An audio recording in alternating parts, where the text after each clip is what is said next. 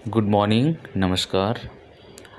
देखिए, आज हम बात करने वाले हैं एमपीपीएससी द्वारा जो एग्ज़ाम कंडक्ट कराया गया था असिस्टेंट प्रोफेसर के लिए, उसी के रिज़ल्ट के बारे में कि रिज़ल्ट कब से कब तक आ सकता है।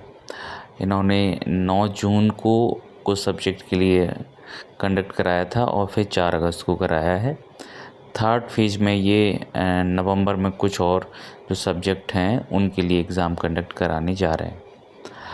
तो अभी तो देखिए 9 जून वाले अगर हम बात करें, 9 जून को जो एग्ज़ाम हुआ था उनके फाइनल आंसर की आ चुके हैं। अब आंसर की में कोई चेंज नहीं होगा, ये आयोग का कहना है।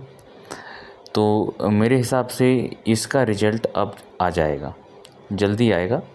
जहाँ तक है एक्चुअली ओबीसी रिजर्वेशन का ये जो मामला है वो कोर्ट में है। उसके कारण 87 और 13% का जो इन्होंने डिवाइडेशन किया है उसको उन्होंने डिपार्टमेंट के पास भेजा है फिर से पदों की गणना कराने के लिए कि आप हमें करके दीजिए और फिर उसके बाद हम रिज़ल्ट निकालें। ठीक है, तो इसका मुझे लग रहा है कि जैसे ही आयोग के पास वहाँ से पदों के संबंध में पूरी जानकारी आएगी 87-13 के अकॉर्डिंग, तो फिर रिज़ल्ट आ जाएगा। जो 9 जून के जो एग्ज़ाम हुए थे उनके 9 जून के एग्ज़ाम के रिज़ल्ट के आने की संभावना है सितंबर में रिज़ल्ट आ जाएगा। फिर आता है अब 4 अगस्त वाली। तो 4 अगस्त की जो एग्ज़ाम है, 4 अगस्त में sociology, pol science, law, economics और भी 2-3 सब्जेक्ट थे। उन 8 सब्जेक्टों के लिए आई थिंक हुआ था ये। तो उनके लिए अभी उन्होंने प्रोविज़नल जो आंसर की है वो दे दी है। अब इसके बाद जो फाइनल आंसर की आएगी प्रोविज़नल के बाद, वो लिंक ओपन करेंगे आपकी आपत्तियों के लिए।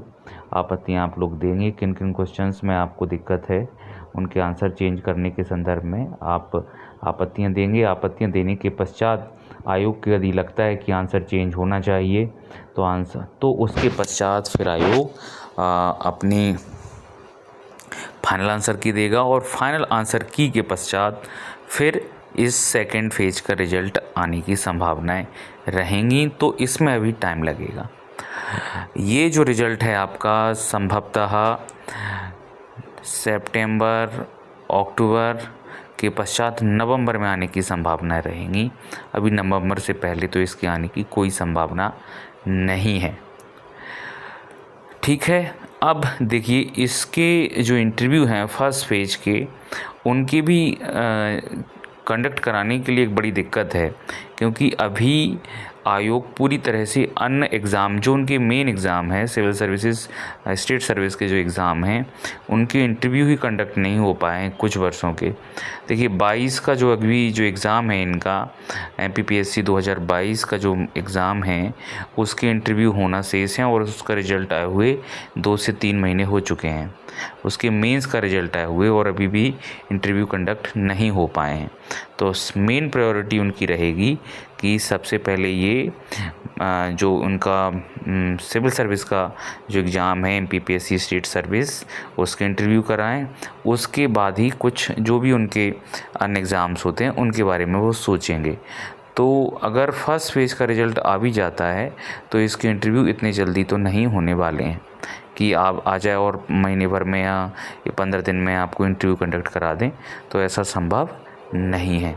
हाँ, रिज़ल्ट अगर सितंबर में आ जाता है या अक्टूबर में भी दे देते हैं तो आपकी इंटरव्यू जनवरी-फरवरी तक होने की संभावनाएं हो जाएंगी कि जनवरी-फरवरी से इंटरव्यू प्रारंभ हो जाएं, क्योंकि इनमें भी एक बड़ी संख्या में जो इंटरव्यूअर जाएंगे तो इसके लिए भी टाइम लगेगा, क्योंकि इनमें सीटें सिविल सेवा की तुलना में ज़्यादा होती हैं और इसमें निश्चित तौर पर फिर कैंडिडेट भी ज़्यादा आएंगे।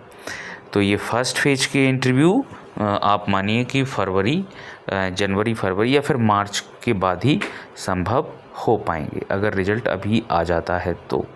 ठीक है, बाकी थर्ड फेज के लिए तो अभी रिटन एग्ज़ाम ही होना है। हाँ, ये भी है कि बीच में अभी इनका सेट का एग्ज़ाम भी होगा जो दिसंबर 2024 में प्रस्तावित है।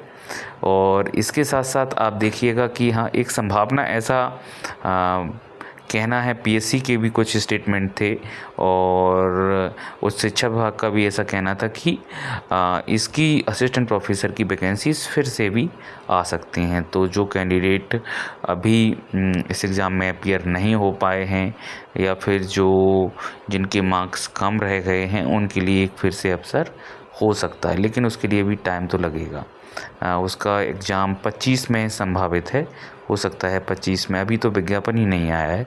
तो सबसे पहले इस सेट का एग्ज़ाम कंडक्ट कराएंगे, हो सकता है फिर उसके बाद 2025 का जो आपका एग्ज़ाम है वो हो जाए, क्योंकि ये जो एग्ज़ाम है आपका जो अभी चल रहे हैं, इनके फॉर्म 2022 में ओपन हुए थे और बीच में ज़रूर उन्होंने कुछ लिंक्स ओपन किए हैं, लेकिन ये जो विज्ञापन आया था वो 2022 में ही आया था। ठीक है, हाँ, कट ऑफ के बारे में हम चर्चा कर चुके हैं। अगर आपको ये ऑडियो हमारा अच्छा लगता है, आपको लगता है कि ये जो हम बात कर रहे हैं वो आपके लिए हितकारी रही है, तो हमारे इस यूट्यूब चैनल को सब्सक्राइब कीजिए। और कट ऑफ अगर आपको लगता है कि फिर से बात की जाए तो मुझे कमेंट में बताइए, हम कट ऑफ पर फिर से चर्चा कर सकते हैं। बहुत बहुत धन्यवाद आप सभी का।